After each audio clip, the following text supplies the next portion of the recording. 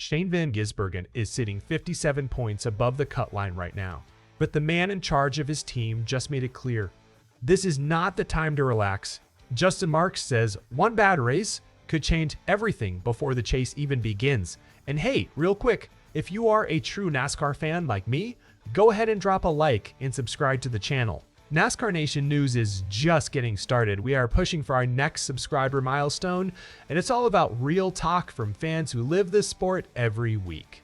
All right, let's get into it. Let's start with where things stand. NASCAR changed up the format this season, moving away from the old win-and-you're-in playoff style. Now it's simple. The top 16 drivers in points at the end of the regular season move on to what's now called the Chase. With 4 races left before that cutoff, Van Gisbergen sits comfortably.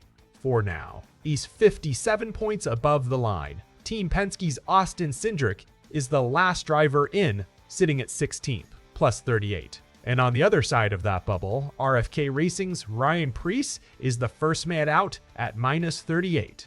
So, what's it going to take for SVG to actually lock in his spot? Trackhouse Racing boss Justin Marks put it plainly when he spoke to Speed. Execution, no mistakes, Marks said. We're 50-something points up, which is a decent amount of points, but by no means comfortable. It can go away in one race. That's the mindset heading into the stretch run. Here's something worth watching for. 3 of the final 4 regular season races are on short ovals, a mile or under. And that happens to be a track type where Van Gisbergen has been finding some real strength lately, including a 5th place finish at North Wilkesboro. But there's a twist. The final race of the regular season is at Daytona, and that's the kind of track that can flip a season on its head in an instant. Marks broke down why he's optimistic about the road ahead, at least for now. I think what's nice about the next few races is that coming out of North Wilkesboro, the next couple of races are fairly similar type of racetracks, Marks said. We're going to Iowa and Richmond. He was really good at New Hampshire when we were there before, so we've got some tracks that we feel like we can be good at. He kept coming back to one word: execution. He's got to do a good job. The team has got to do a good job. It's just an execution game right now. It's making sure that we're not giving anything up with mistakes or anything like that. And then Marks brought up something a little different. How much Van Gisbergen's mindset actually plays into his speed. He's got to stay loose. We talked about his personality. When he's happy and he's loose and he's having a good time, he goes faster. Now, let's zoom out for a second. Because Van Gisbergen has genuinely been the standout for Trackhouse Racing this year. 2 road course wins, 2 top 5 finishes on ovals. That's a strong season by any measure, but it hasn't been the same story across the rest of the shop.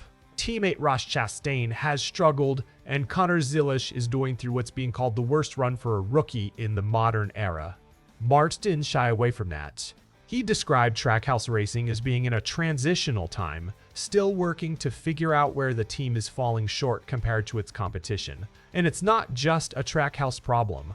Toyota and Ford have simply been outperforming Chevrolet this season. Camry drivers hold 3 of the top 4 spots in the championship standings, and the highest ranked Camaro sits all the way down in 5th, with Spire Motorsports, Carson Hocevar leading the charge for Chevy. So what's actually going on under the hood, so to speak?